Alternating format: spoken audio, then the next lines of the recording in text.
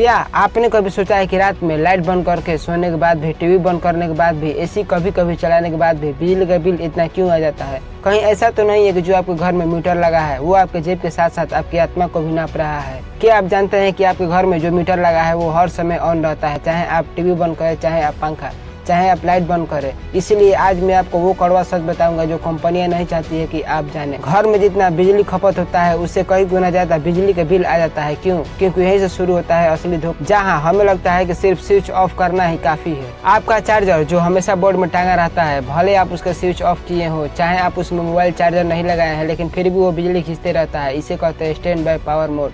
आइए इसे समझते हैं एक आसान भाषा में।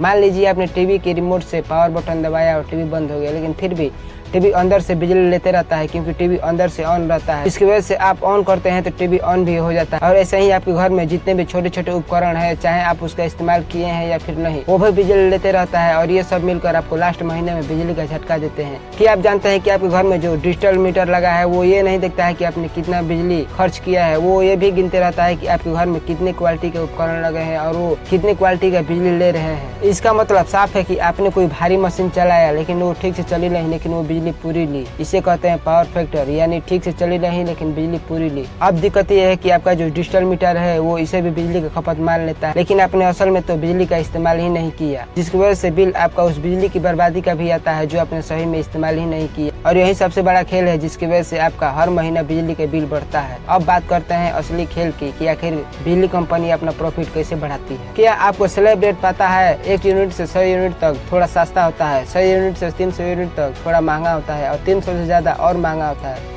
यानी आपने सिर्फ 1 यूनिट इस्तेमाल किया तो आपका बिल अगले शिफ्ट में जमा हो जाता है, और आपने 301 यूनिट इस्तेमाल किया तो आपका बिल का रेट ही बदल जाता है। यानी 1 यूनिट हजारों का झटका। क्या आप जानते हैं कि आपका बिजली चोरी हो रहा है? कहीं आपके पड़ोसी ने आपके वायर में कनेक्शन तो नहीं किया है, कहीं आपका पुराना वायर लीकेज तो नहीं कर रहा है जिसकी वजह से आपका बिजली चोरी हो रहा है और आपको उस बिजली चोरी का भी बिल भरना पड़ रहा है। इसीलिए आपको चेक करना है कि कहीं आपका पड़ोसी आपके वायर में कनेक्शन तो नहीं किया है, कहीं आपका पुराना वायर लीकेज तो नहीं कर रहा है। क्या आपके घर में बिजली खपत होता है लेकिन आप देख नहीं पाते हैं? तो मैं आपको बता दूं कि आपके घर में जो कंप्यूटर है, भले कंप्यूटर बंद होता है लेकिन सीपीयू चालू होता है, टीवी भले बंद होता है लेकिन स्मार्ट फीचर ऑन रहता है, आपके घर में दिन रात वाईफाई चालू रहता है, और यही सब मिलकर आपके मीटर को 24/7 घुमा रहे हैं। अब सवाल है कि आखिर क्या करें ताकि बिजली के बिल कम आए? तो मैं आपको बता दूं कि अगर आप टीवी नहीं देख रहे हैं तो आपको टीवी के वायर का भी प्लग निकाल देना है। अगर आप मोबाइल चार्जर नहीं कर रहे हैं तो बोर्ड से आपको चार्जर निकाल देना है। आपको अपने एसी को 24 से 26 डिग्री में ही चलाना है, क्योंकि जब आप अपने एसी को कम तापमान में चलाते हैं तो बिजली का बिल भी कम ही आता है। 24 से 26 डिग्री एक आदर्श रेट है, ज्यादा कम भी नहीं, ज्यादा ठंडा भी नहीं। ठंडक प्लस बिजली के बिल का बचत।